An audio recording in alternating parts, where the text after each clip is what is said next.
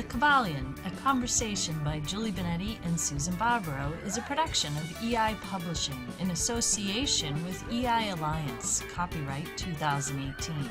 Visit eipublishing.com for more. Music for this series is courtesy of New Threads, copyright 2018, from their self-titled album, available now.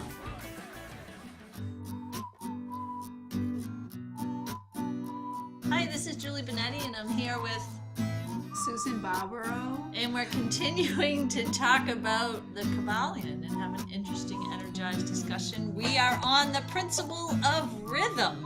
Can I say, I always know when you introduce because you have an energized conversation. I like to be a proponent of an energized conversation. It's better than having a dull, boring one. Okay, so the principle of rhythm. Everything flows out and in. Everything has its tides. All things rise and fall. The pendulum swing manifests in everything. The measure of the swing to the right is the measure of the swing to the left. Rhythm compensates. Didn't we just talk about this in polarity? Well, we talked about it in polarity, talking about the extreme of the pendulum when it goes to one side because of the duality. It goes to one extreme and then it goes to the other. And it's great that it comes, because of course it comes back again in the principle of rhythm, and the pendulum is a great example of that because it's swinging back and forth.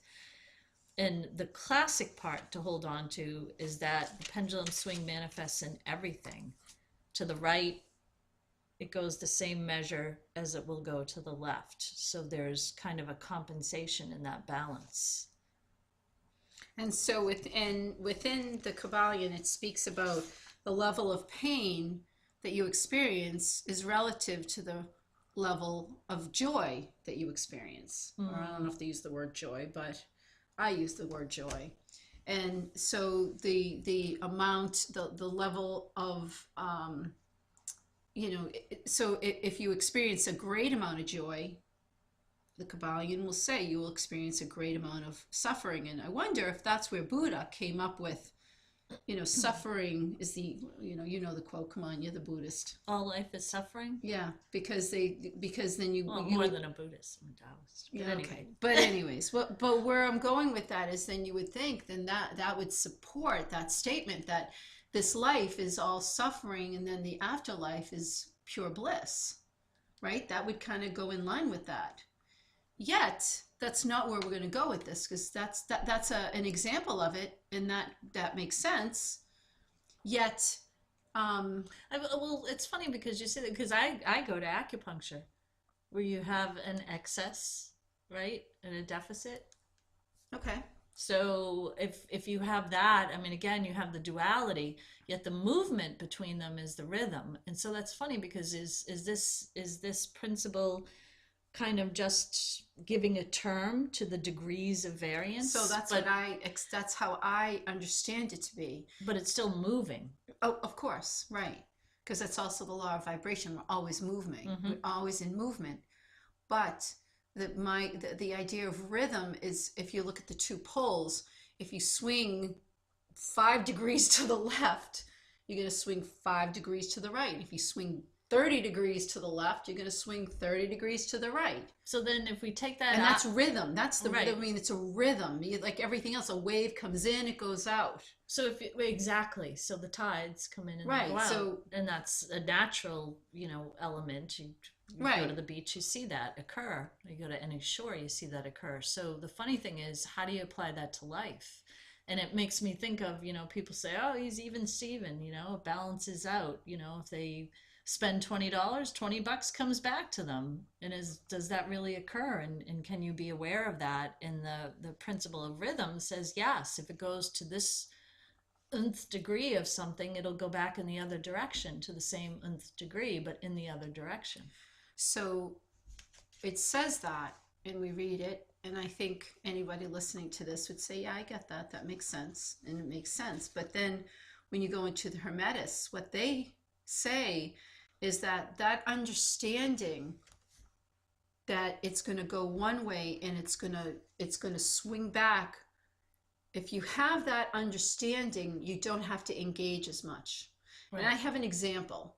When I had my kids, When I came home from the hospital, when I had my first daughter, I came home from the hospital, and then for the first few days, I didn't breastfeed. I bottle fed. So there's a point in time where your breast gorge with milk. For me, it's just my experience. I got a fever and I didn't feel good, and depression hit in. That blues post baby blues that they talk about. And when I had my daughter, I was so devastated to think, and it lasted, I was fortunate. It only lasted like 2 or 3 days. And then then my breast kind of went back to a little bit back to normal. And then I just was tired, When I had my second daughter, it happened. And I was kind of laughing and crying at the same time because I remembered it had happened to me the first time. And then I experienced it, and I still felt what I felt, but I was kind of laughing because I was like, oh my God, this is so funny. By the time my third kid, when I had my third child, I actually knew it was coming. And when it happened, I knew what I was feeling, and it didn't make the feelings less real, but I knew what it was. So I almost didn't engage with it as much. I kind of saw it. It was almost like I could take a little bit more of a bird's eye view and not engage in it and get mad at myself and feel bad and feel like I was being a terrible mother or anything else. And that doesn't mean I'm saying that people should do it, people that need help shouldn't get help. I'm not trying to say that. What I'm trying to say is I can give that experience, or a better, even another experience is when you're drunk. If you go out and you get drunk and you have you get the next day, you have a hangover, you feel horrible. The first time you think you're going to die. Oh my God, what am I going to do? I can't deal with this. Then the second time it happens, it still feels crappy, but this is the pattern. This is what happens. I go out and party, and then I have a hangover. Well, the great thing about that and the experience that you shared, whether it be both of those or with the children, with your kids, what you shared is that it sounds like you found that point of rest that they talk about. So you found the point of rest where you could neutralize the swinging of the degree for it to create Yes. that balance, and you could exist at that point of neutralization, and you could have a better situation. And it's funny, and when you say the one about going out to drink, it's even if you wake up the next day with a hangover, that in how many hours, 8 hours or 10 Right. hours, it'll be gone. Right. So if you find that as your point Yes. at where to neutralize the movement of the swing, of the rhythm, of the however you want to say, for it to go to 1 degree to one side, 1 degree to the other, you're actually almost paralyzing it and staying in Right. at one point and then neutralizing Right. And where that's it goes. And that's what they say. But I don't think most people believe. People believe they have bad luck. It's all bad luck. Oh, I always get bad luck. Oh, that never works for me. I never win. And I think, I can use the experiences that I've had because, I'm aware of certain things in myself. Everyone has awareness of different things. And I'm just sharing those two things because that's what the power of the principle of rhythm is. If you understand, a tide is going to come in, it's going to go out. It's going to come in, it's going to go out, and then it's going to come in again. If you know that, you're able to at least take a little bit of a step beyond and go to what you say, that neutral point, whereas you kind of rise above it. And it doesn't mean that you don't see it, and you don't sometimes it hits you and you feel certain things, but you don't engage in it. It's the only way I can describe it, is you don't engage in it. And that, of course, comes from practice. People think, oh, I tried, it didn't work for me. It's like, hello. Right, it's difficult for any of us at first because we have to change our view on it. Right. Change the understanding. Once you've changed that understanding, well, at that point, then once again, I'm going to go back to all the other principles. Then it's a matter of, it's a choice. Are you going to believe it, or are you going to fall prey to, no, I like to complain about, I feel this way, or. Right. And the other cool thing about it is to understand that when there are people complaining out there, and there are people exhibiting, everybody exhibits mood swings and feelings and annoying behaviors and perplexing changes in themselves and things like that. This is what's occurring. So it's the vastness So- of the rhythm going back and forth and So varying. And so my if everyone question stopped at that would be rest though, point but my and question would be, neutralized it, okay, it would be great, different. great. So what's your question? Go ahead. Well, the question is that do people want to? I don't think everybody wants to. Right, right.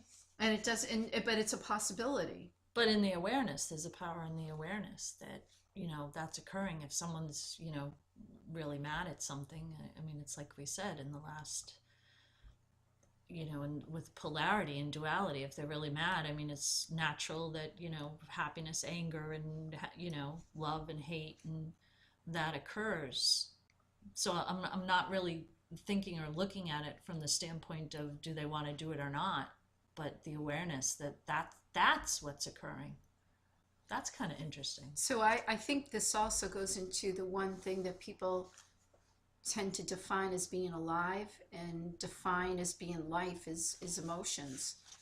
So if my question is, well, if I follow this, does that mean I don't experience joy anymore? Does that mean I don't experience happiness anymore? Because if you neutralize everything, and actually what the Kybalion does state is that you can't offset this law. They this principle. They describe these as principles that you can't change. You can't undo the rhythm principle, but what you can do is understand it's going to occur and go to what they describe as a higher level of watching it and not participating. Understand it's going to occur, but don't participate. And it's cool because in other words, they say you escape the effects of it by doing that. There's a possibility to escape the effects because it's going to occur. So if you so the question is that it's almost like it's like a ride, you go on a ride and it's like, all right, I want to get off now. I want to get off. It's funny, when my kids were young, we went into this haunted house, and at any given point in time there was that little exit door that you're not supposed to really see, but it's got a little and it was really scary. The kids were young, and at any given point in time, and as an adult, I did this because I was a mother, and I was as a kid, I kept looking at that exit door, and I'm thinking, at what point am I going to say, yeah, excuse me, we're done with this, we're getting off now? So that was your rest point. Yeah, that's cool. But we ended up going through the whole thing, and we didn't. But it was interesting going through when you're in a different place. Like, at what point am I saying this is enough? Yeah, it's interesting also you say that because what's that ride that goes back and forth? Yeah, the pirate ship. Yeah, the pirate ship. I mean, you can choose to watch it. You can choose to, there you go, ABC. You can choose to watch it, not go on it at all. You can choose to go on it and, be happy at one end or be happy at the other, or be sick at one end and be not sick at the other. But you understand, it's like we said, sometimes why do you go on a ride? For the sheer enjoyment of just an experience, and that's okay. But if you're in a situation where you don't want to experience anything anymore, this is one of the principles. I mean, there's other things, extreme joy, being frightened, or you go to a movie, you want to experience certain feelings. That's what you go to a movie for. So you kind of sit there and say, yeah, I'm going to ride the pirate ship, and that's okay. But, in the situations that you're like, oh my gosh, I think that's an interesting concept. And I never, and if you have that awareness, then it becomes, like I said, it comes down to a choice of your vibration, comes down to polarity. If you want to be open to the idea, it's all as to if you're open to it and you can grasp it. But it's so easy to go back to, oh, my life's terrible. Oh, things are so hard. How am I going to do it? It's easier to, because it's familiar. Right. It's a familiar cycle, and you can choose, like you said, to escape the effects of it and find that point and stay at that point, and you can do that with many aspects of it, yet it's always going to be a principle that exists. So what will you do with it? This has been a production of EI Publishing in association with EI Alliance. Listen to other episodes and visit eipublishing.com for the transcript of this series as an ebook and to find more energized podcasts and books. Find New Threads' self-titled album, New Threads, on iTunes, Spotify, Bandcamp, or at newthreads.us. Thank you for listening.